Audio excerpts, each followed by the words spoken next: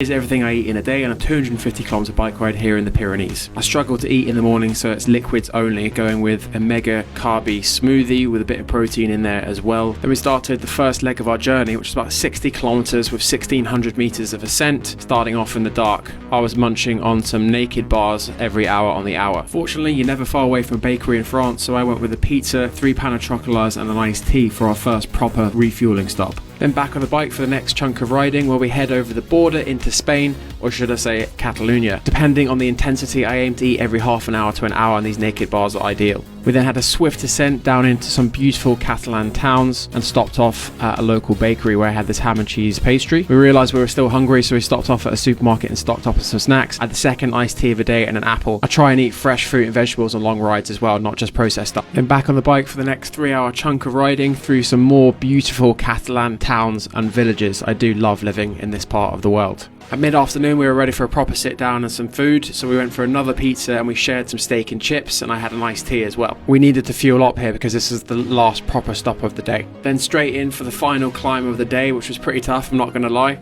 This col marks the border into France, and then a nice swift descent all the way down into the valley. We blasted 50km downhill very quickly and stopped for a final refuel, which was an iced tea and a packet of Haribo. The last 40k in the dark back to the car was a grind, but we made it, feeling pretty good about ourselves. Got back to the house, ate a load of leftovers, which was tuna, beans and eggs, and washed everything down with a beer. This is the biggest day on the bike for me so far. 253km, almost 12 hours sitting on the bike, burnt almost 8,000 calories and almost 4,000 meters of ascent.